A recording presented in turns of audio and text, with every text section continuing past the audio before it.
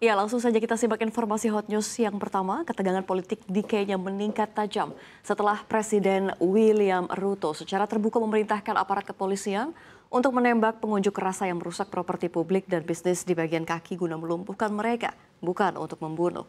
Pernyataan tersebut disampaikan 2 hari setelah 31 orang dilaporkan tewas dalam demonstrasi besar-besaran anti pemerintah di seluruh negeri. Pernyataan itu datang setelah aksi protes pada Senin yang berubah menjadi kerusuhan hebat dengan bagian besar ibu kota Nairobi diblokade oleh polisi. Aparat menembakkan gas air mata, menggunakan meriam air dan melepaskan tembakan langsung ke arah massa untuk membubarkan mereka. Aksi kekerasan selama protes mengakibatkan kerusakan luas, supermarket dijarah dan rumah sakit diserang, serta bangunan komersial dibakar. Demonstrasi yang awalnya ditunjukkan untuk menolak kebijakan ekonomi pemerintah berubah menjadi sorotan tajam terhadap tindakan brutal aparat keamanan.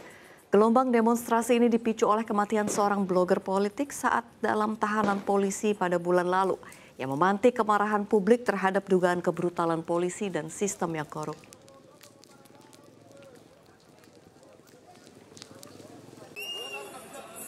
Ya, Presiden Polandia Andrzej Duda mengancam akan menutup pusat transit utama negara itu untuk bantuan militer barat ke Ukraina.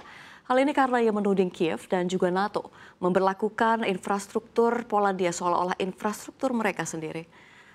Warsawa telah menjadi salah satu pendukung terkuat Kiev sejak eskalasi konflik dengan Rusia pada tahun 2022. Bandara di Rezov yang terletak hanya 80 km dari perbatasan Ukraina telah berfungsi sebagai pusat logistik vital. Menurut pejabat Polandia dan Barat, antara 80 hingga 90% peralatan militer yang dipasok NATO dan mitranya yang ditujukan untuk Ukraina telah melewati fasilitas tersebut. Ini termasuk senjata, amunisi, dan juga kendaraan. Namun berbicara kepada wartawan pada Rabu 9 Juli, Duda menyatakan frustasi karena Polandia tidak dimasukkan dalam badan-badan internasional utama yang bertanggung jawab atas keputusan mengenai bantuan Ukraina yang dikirim melalui wilayahnya. Ia menggambarkan situasi tersebut sebagai skandal.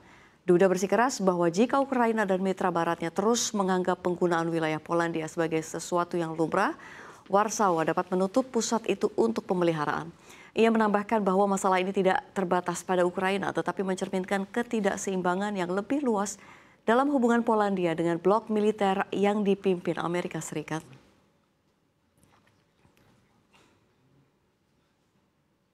Ya, kita ke informasi lainnya dari dalam negeri. Pemirsa, Kejaksaan Agung menetapkan Muhammad Riza Khalid sebagai tersangka dalam kasus tata kelola minyak mentah PT Pertamina Persero. Riza Khalid ditetapkan sebagai tersangka bersama dengan 8 orang lainnya. Atas kasus itu, total kerugian keuangan dan perekonomian negara dalam kasus tata kelola minyak ini diperkirakan sebesar 285 triliun rupiah.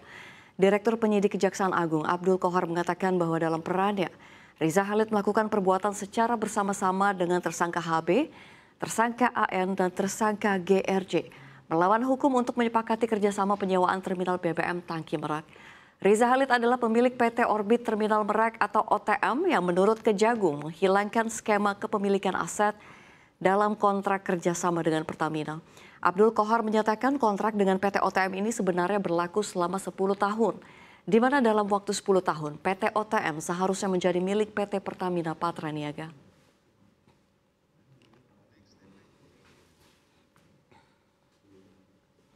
Ya, kita ke informasi yang terakhir dalam hot news kita pagi hari ini. Harga batu bara melaju kencang dengan menguat 3 hari beruntun. Menggeliatnya industri baja, kebijakan di Amerika Serikat, serta datangnya musim panas menjadi pendorong harga batu bara. Harga penutupan kemarin adalah yang tertinggi sejak 7 Februari 2025 atau 5 bulan terakhir.